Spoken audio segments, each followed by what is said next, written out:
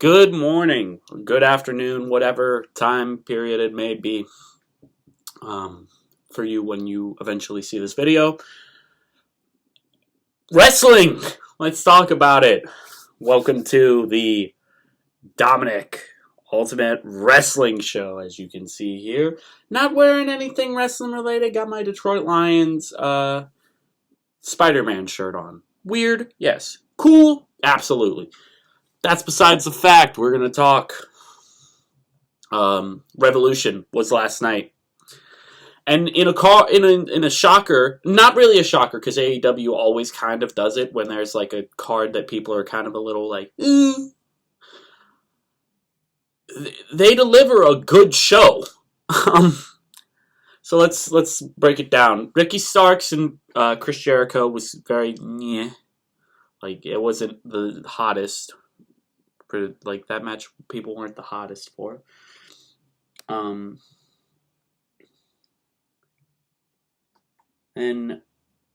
second match, I don't know the order of the matches, but you had Starks versus Jericho. Ricky predictably picking up the win, which good for him. Very happy to see that. Love Ricky Starks. You had House of Black versus the Elite, in probably one of the best trios matches I've ever seen in my life. Like, oh my god, insane. And so you had that. You got, what does that say? I don't know what that says. You've got that match that it happened. You've got the women's title match, which I've seen some people feeling really sour on the way it ended. I like that Jamie Hayter retained. I'm a big fan of her. You know, love Jamie Hayter. She's amazing. Probably my favorite women's wrestler right now. God, I look really like, I look almost translucent. So Jamie Hayter winning was good to me. Very good. Oh my god, why am I so white? This is horrible. So Jamie Hayter winning, though, is good. That's the right decision. You can't have Saraya win the belt. You can't put it on Ruby Soho. It'll be interesting to see who they choose to beat Jamie Hayter for the title. I think it'll be Britt Baker, but we'll see. We're not there yet.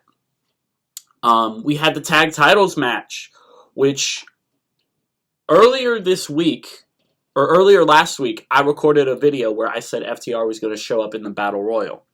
Well, I was wrong about that, but I was right about them showing up, and they're definitely taking the titles off the guns. There's no doubt about it in my mind. What else?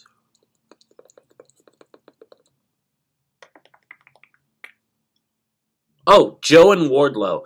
I loved this match. I hated the finish. I don't like the idea of Wardlow being able to just submit Samoa Joe. But I get it. You know, you got to make your guy look strong while also still having Joe look strong going into Ring of Honor. And I think they did that to a certain extent. So, but it also kind of like diminishes Darby Allin a little bit, so that kind of sucks. It's whatever. I hope Powerhouse Hobbs wins the TNT title, but I don't necessarily see that happening. What else? We had that match. Texas Death lived up to everything I wanted it to be and then some.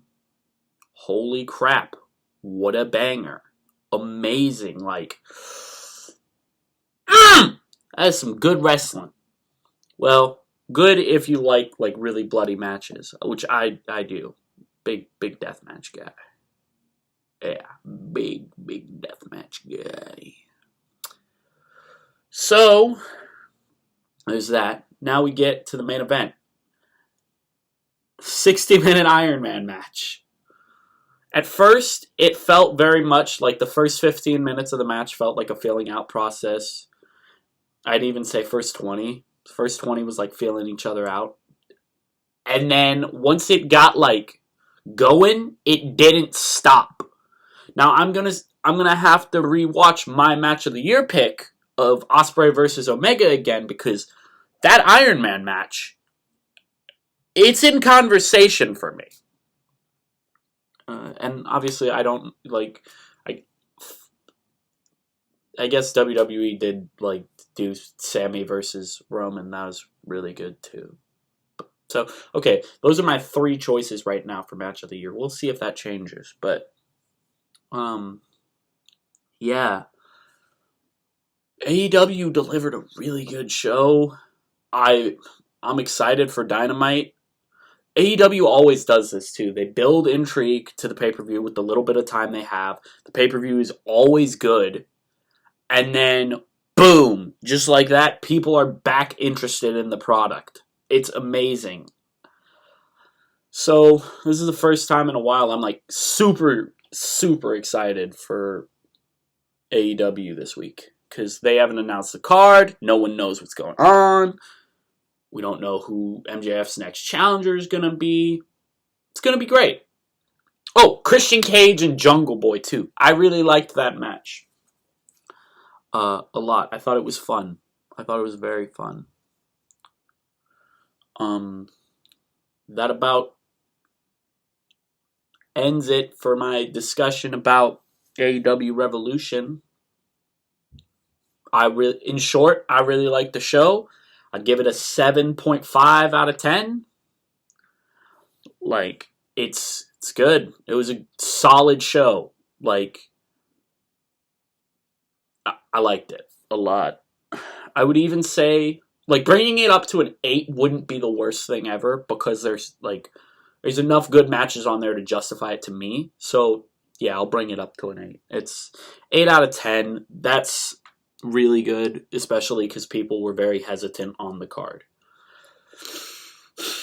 That's just in my humble opinion, though. On to some New Japan news. David Finlay is now in Bullet Club. Weird. Really, really, really weird. Because, like, he spent all of last year and the year before that, like, fighting against Bullet Club, so how is that the logical progression? Also, he is supposed to hate Juice Robinson's guts, but Juice Robinson is still in Bullet Club. So does this mean Finn Juice is going to reunite in Bullet Club and they're going to throw up the Too Sweet and, woo, Finn Juice is back, yeah! I'm fine if that's what they're going to do. To be fair, I don't think that's what they're going to do. I think they're going to run with David Finlay because he's amazing, and they're going to make him the full-time, the full leader of Bullet Club, and he's probably going to win the New Japan Cup, and he might even beat Okada.